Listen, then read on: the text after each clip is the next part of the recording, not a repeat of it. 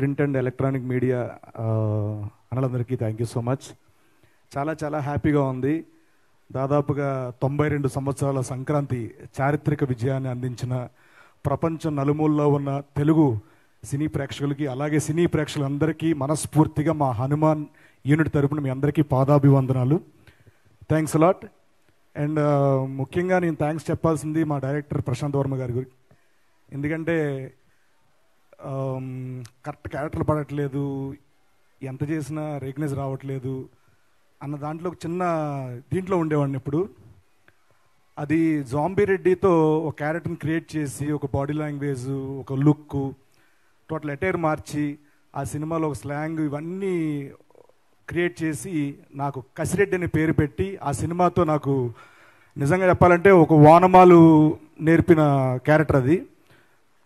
దాని తర్వాత మళ్ళీ హనుమాన్లో కాశీరెడ్డిని కాశీగా మార్చి దీంట్లో ఇంకొక అద్భుతమైన క్యారెక్టర్ క్రియేట్ చేశారు సార్.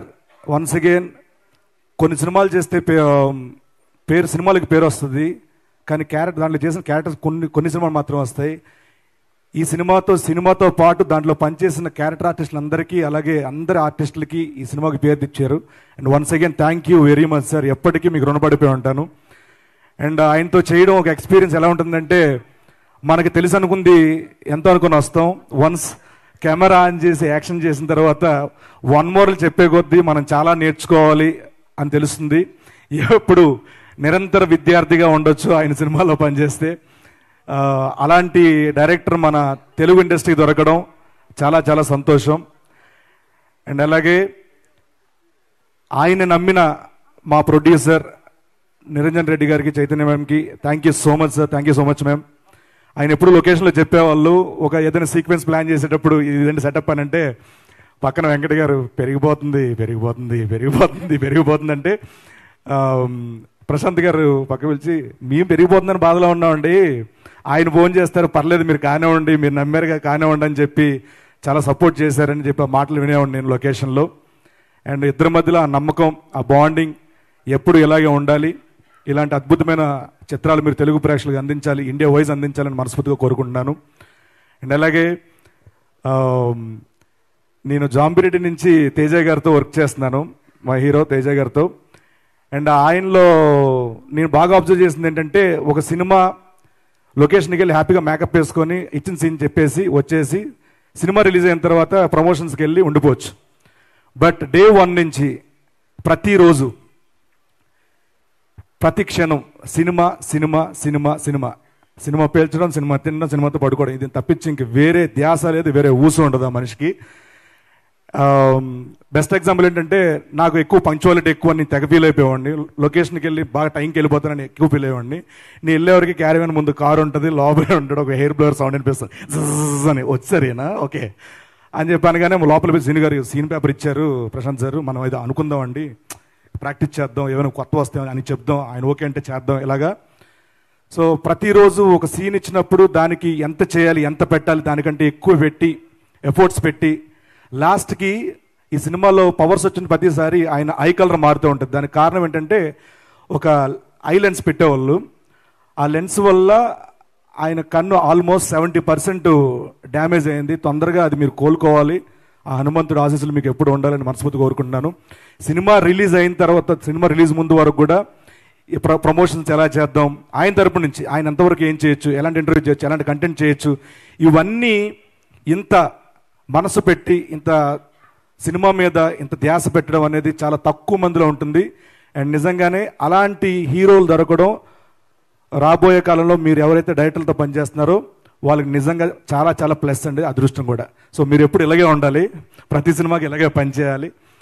అండ్ అలాగే ఈ సినిమాకి పనిచేసిన మా శివన్న డిఓపి, ఆయన ఎలా అంటే చిన్నపిల్లలకి ఇంజెక్షన్ ఇస్తారు కదండి, అలాగా ఇలా ఇచ్చి అలా తీసేస్తారు. అసలు షార్ట్ పెట్టారా ఏం చేశారో తెలియదేనా.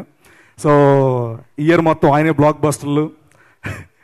So thank you so much అన్న, మీతో పనిచేయడం చాలా ఆనందంగా ఉంది. మా ఆర్ట్ డైరెక్టర్ నాగేంద్ర గారు sir, thank you so much. And అలాగే మా మ్యూజిక్ డైరెక్టర్స్, నాకు తుంగభద్ర నుంచి పరిచయమైన హరి గౌర గారు, ఆయన సాంగ్స్ కార్లో రిపీట్ మోడ్లో పెట్టుకుని వినేవాడిని. ఈయనతో మళ్ళీ ఎప్పుడు చేస్తానని అనుకునేవాడిని. ప్రశాంత్ వర్మ గారు మన సినిమాకి హరిగౌర గారా అయ్యా మన వాళ్ళే అని చెప్పి మన ఫ్యామిలీ అని చెప్పి చాలా ఆనందంగా ఉంది. అండ్ మళ్ళీ అప్పుడైతే ఏదైతే వైబ్స్తో మధ్యలో మనం జర్నీ బ్రేక్ అయిందో మళ్ళీ అలాంటి ఒక బ్లాక్ బస్టర్ హిట్ వైబ్స్ మళ్ళీ ఈ సినిమాతో మొదలవడం చాలా చాలా సంతోషం. మా లిరిసిస్ట్ సింహ గారు, అలాగే కృష్ణ సౌరభ గారు ఒక మంచి సాంగ్ అందించారు దీనికి, అలాగే అనుదూప్ గారు. అండ్ నేను ఎప్పుడు ప్రశాంత్ గారు ఆఫీస్కి వెళ్ళిన ప్రతిసారి ఒక శివుడి దర్శనం కోసం వెళ్తే నందీశ్వరుడు ఎలాగా ఒక ధ్వజస్తంభం దాటుకుని వెళ్తామో అక్కడ నా సాయి గారు ఎప్పుడు కనిపించేవారు, మా ఎడిటర్ సాయిబాబు గారు అక్కడే ఉండేవాళ్ళు. అలాగే మా హరి గారు కూడా అక్కడే ఉండేవాళ్ళు. సో ఇంతమంది ఇది ఓన్ ఫ్యామిలీలా ఫీల్ అయ్యి ఇది నా జాబ్, ఇది మా సినిమా అని ఫీల్ అవ్వబట్టి ఈ రోజున ఎంత పెద్ద విజయాన్ని పెద్ద ప్రేక్షకులందరూ ఇవ్వడం జరిగింది. అండ్ అలాగే ఈ సినిమాకి హీరోయిన్గా పనిచేసిన అమృత అయ్యర్ గారు ప్రతిరోజు లొకేషన్లో చాలా జోగియల్గా, చాలా మన తెలుగుంటాం పక్కింటి అమ్మాయిలాగా చాలా జోగియల్గా ఉండేవాళ్ళు. అలాగే మన రాజేష్ శెట్టి గారు అండ్ అలాగే సముద్రగని గారు, వీళ్ళందరూ కూడా చాలా చాలా, సముద్రగని గారితో నేను కాంబినేషన్ చేయలేదు, బట్ ఈ సినిమా పనిచేసిన ఆల్ వరలక్ష్మి సరత్కుమార్ గారు, వీళ్ళందరికీ కూడా మనస్ఫూర్తిగా కృతజ్ఞతలు తెలుపుకుంటున్నాను. అండ్ మా సత్య నేను నా సీన్లకి ఎంత ఎంజాయ్ చేసాను తెలియదు కానండి, దానికి రెట్టింపు నేను ఎంజాయ్ చేసింది మా సత్య క్యారెక్టర్కి.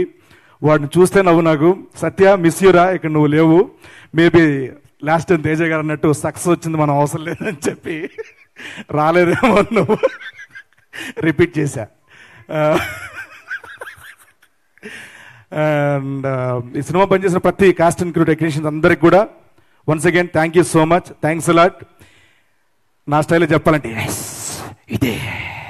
ఇదే అసలైన success. Thank you so much, thanks a lot.